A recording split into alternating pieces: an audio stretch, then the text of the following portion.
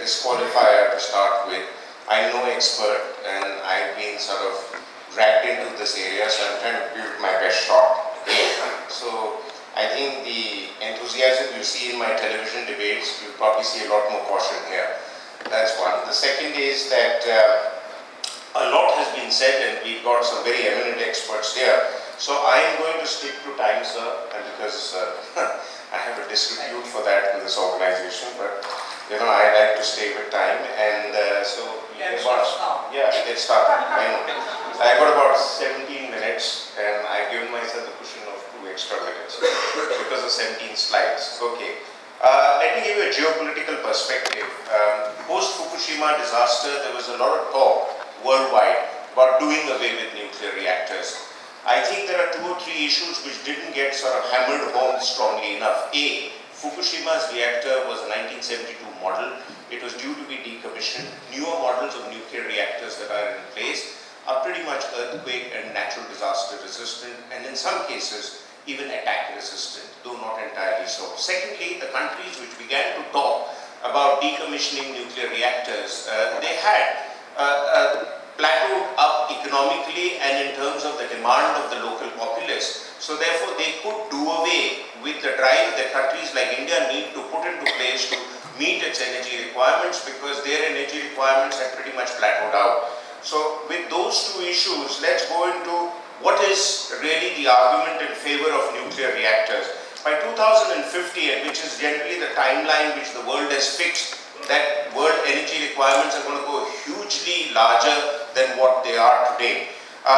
GDP of China is expected to go up to 70 trillion, and India's GDP is expected to go up to about 38 trillion, about half of China. This is a very, very huge jump from the GDP of both countries, and therefore when quality of life improves for people, demand for energy increases. How do you therefore address that demand? There are various sources of energy available. As the distinguished speaker Mr. Rane brought out earlier, that natural resources are finite. We have to create other sources. Wind certainly is one big factor, but let's not rule out the nuclear energy dimension. In the last few years, China and India have accounted for more than 70% of the increase of energy demand worldwide. And they're going to ask for more and more. Where do you provide that to these countries from? You must also understand that with oil supplies beginning to peak up, there is an argument that shale gas coming into play, America's demands for oil will decrease, and therefore more oil is going to be available to countries like India. But still, the commonsensical approach is that oil isn't going to be enough to address our energy demands. We have to find some other sources which will allow us to meet our energy requirements.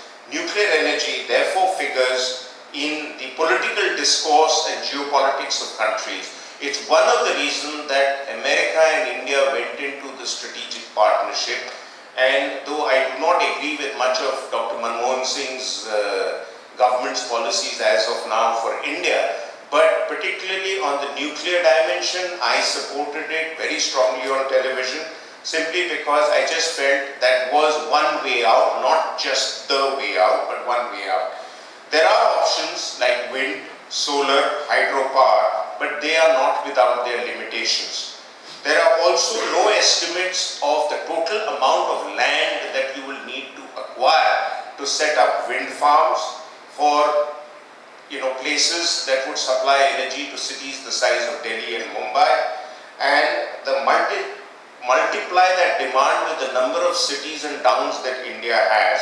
Some arguments say about 500 cities, some arguments say over 600,000 villages. But the aim of any government, at least in India, and here this argument is about the merits and demerits of nuclear energy for India, the aim of any government would be to provide electricity to every village in India eventually one day. Moreover, can India afford to just depend on perennial monsoons? Can it depend on the demand for energy? Pardon me using Hindi sentence, but very often when you inquire from people in India that why are there power cuts in some of the cities like Delhi in summer month, and somebody says barsat kam hui hai, or the Indian argument for that is that there isn't enough rain, so there isn't enough water in the rivers to generate hydropower. So we need something more constant. Conventional resource, 65% of India's power is made from coal. That is an argument which has been given even earlier in the day here. But Indian coal deposits have an estimated 40% ash content, and there are negative atmospheric factors related with coal. Future of civilian nuclear industry in India, therefore, is particularly bright. Also in the context of the fact that if India does not want to get into quasi-military confrontations with, say, China over energy resources in places like South China Sea, where again India's demand for energy and relationship with Vietnam is being contested by China, that's all my backyard, so nobody else is going to come and have oil wells out there. Current nuclear energy status in India is not too exciting. 20 nuclear power reactors which are producing 4,780 megawatts of electricity, while construction of another 7 reactors with a capacity to produce another 5,300 megawatts at various stages are nearing completion. However, the big plant supported by the French company Areva in Jaitapur has run into problems in terms of land acquisition. I was reading something in the booklets that's been given out to us, and though the price of an acre there is 4 to 5 lakhs an acre, compensation is being offered to farmers in the range of 22.5 lakh per acre, but they're still not happy. Obviously, the NGOs that are prodding the farmers on, as has been pointed out by some political analysts in India, are paying them a reasonably substantial sum to keep making noises. India's 3-stage nuclear energy plan. So what does India really want to do with nuclear energy? How is it going to be any different from anywhere else in the world? Stage 1, India plans to scale up to around 320 gigawatts, which is 32,000 megawatts per year, using pressurized heavy water reactors. It's a model which we already had in place and which is very uranium-centric. Uranium is expensive, yes. But when you go into the second stage of India's plan, not much of the uranium that is used up is going to be wasted. It will then be added on with huge supplies of thorium that exists in India. I'm told India has one of the largest quantums of thorium available. You mix the two together and then you have infinite amount of energy, which would be in stage 3. The added benefit of that would also be that India does not have the usual problems that a number of nuclear producing countries have of doing away the expensive doing away of nuclear waste. You have to drill holes very deep into the earth. It clashes with various other factors of storage, but in this case, if you're going to use up waste fuel once again with thorium to generate more energy, you're in a very happy situation. However, there is a certain demerit to the whole nuclear argument, and therefore I'm putting both of them across to you. One is nuclear reactors require a huge amount of investment.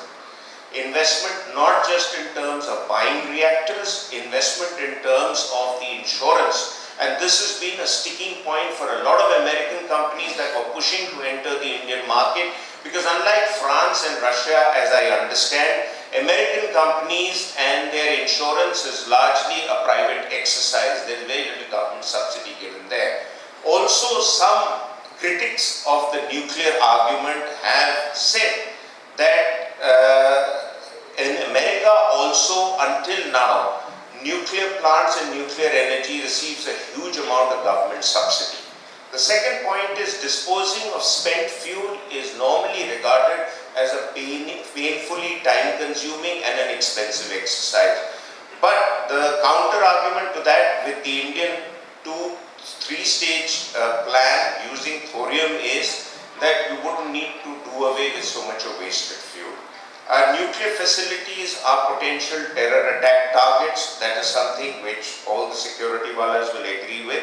How are they going to be protected in India's case, especially in a volatile and a tough neighborhood that we live in? That is a question mark, because when you really provide serious security cover, you have to make a huge amount of investment. Even India's 3-stage nuclear program, which people are pushing for, some would argue that this 3-stage nuclear program is not this has not been tested. So there is a pitfall there.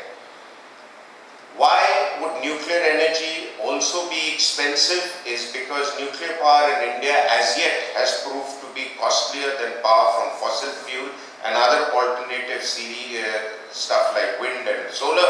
Though I was quite energized to see the chart before this, that nuclear power tends to be cheaper than other sources of power, such as the conventional, the fuel-centric power source, or even the coal-centric power that we generate. Also a point, ladies and gentlemen, from what I understand, India spends about 6% of its GDP importing energy-related stuff, whether it's oil, whether it's gas, whether it could be even coal, and various other sources of power that India desperately needs.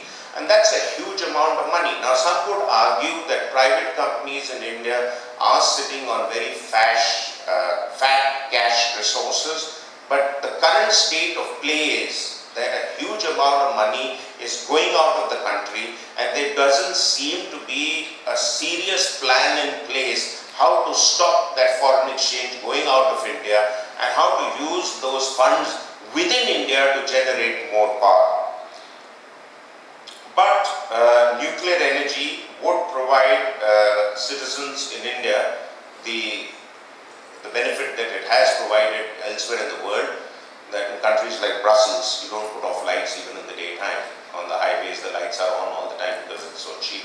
So these are the pluses and minuses of nuclear energy. And one point which my friend from Iran made yesterday, and that's to sort of stall any further finger pointing at Iran, that when you have so much of other sources of energy, why do you want to go the nuclear route?